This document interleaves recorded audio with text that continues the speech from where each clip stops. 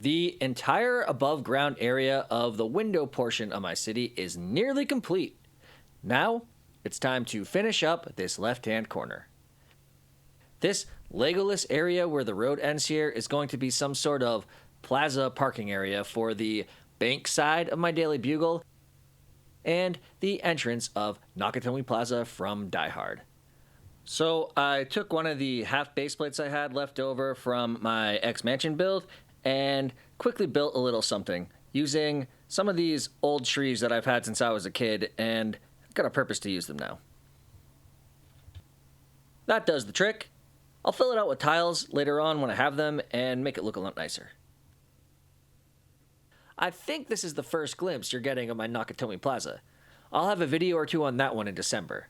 For this video though, I'm going to downsize the Quickie Mart to one base plate. I like the original one a lot, but I feel its scale is way too big for the city, so I'm going to come up with something that's more in line with the size of the Krusty Burger across the street. I also thought that the dumpster area took up a lot of space where I could be placing another half base plate sized building. After I downsize the Quickie Mart, I'm also going to be mirroring my Krusty Burger build.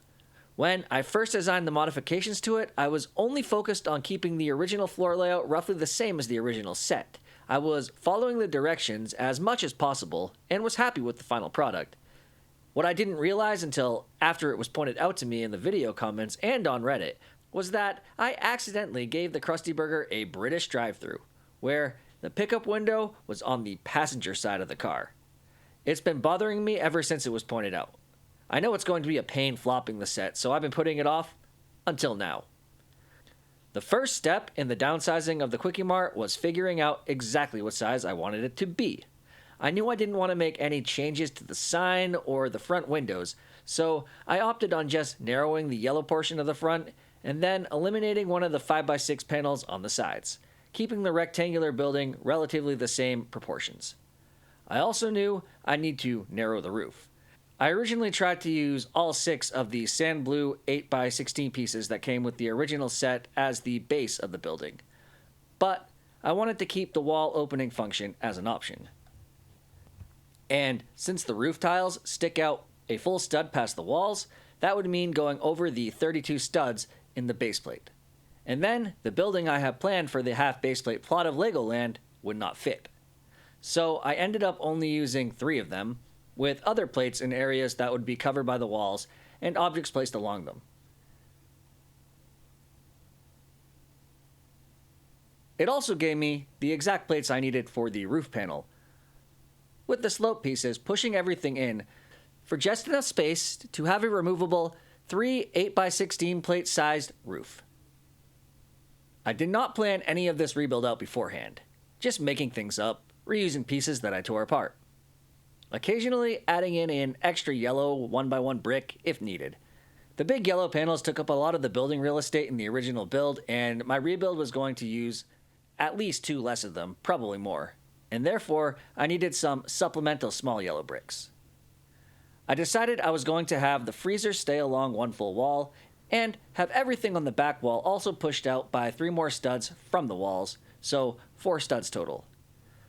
That way, they would end up with one rectangular perimeter of tiles for the new roof to rest on.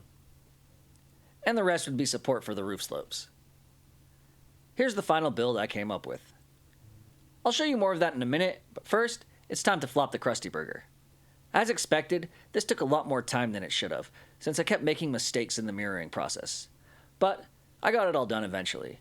Now we have the Quickie Mart here, with the drive-thru of the Krusty Burger directly across the street.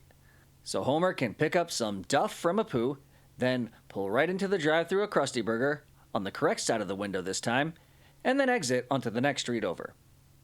As you can see, between the Krusty Burger and Oscorp is an under-construction building that looks like a mess right now. When finished, that will be another half baseplate building incorporating all of these smaller 2024 Spider-Man sets.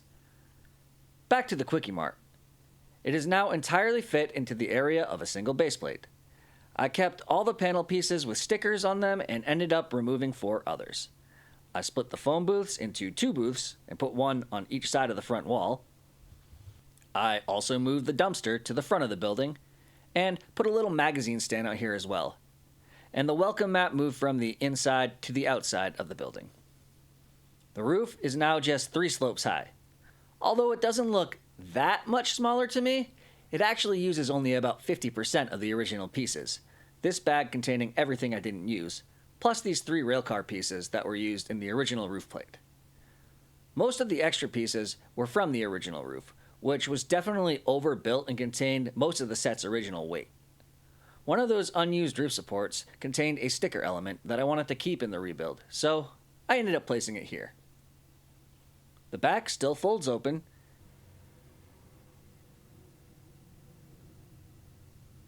and the roof removes. I tried to keep all the original rooftop details, as well as all the mini builds inside.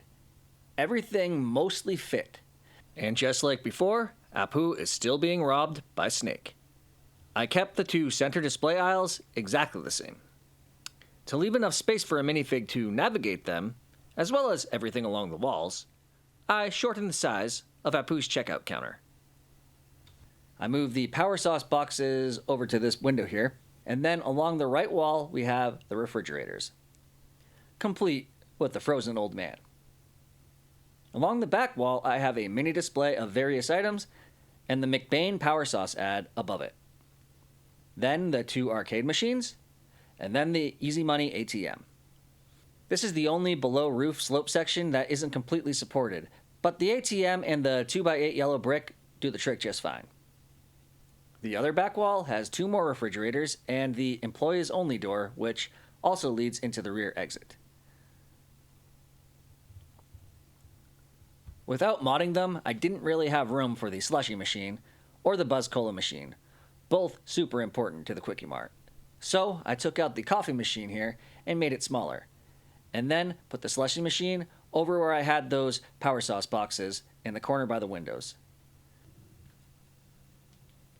Sure, it blocks the doors a bit, especially the employees only area, but I think Apu did that on purpose to keep others out. He can always just go around to the back door anyways on the exterior if he wants to use what I assume is supposed to be the restroom. I also moved the donut display to behind the counter and shrunk down the magazine display. I still need to add more tiles, especially under the folding sections, but I'll do that next time I see flat tiles on a pick-a-brick wall at the Lego store. Just like with the plaza area I mentioned at the top of the video, there's no hurry to get that done right now. And that's pretty much it. I'm quite pleased with how it came out, and now the scale matches the other buildings in my city. And if you look at that new plot of Lego between the Quickie Mart and Nakatomi, you can get a pretty good idea of what I'm going to be building there.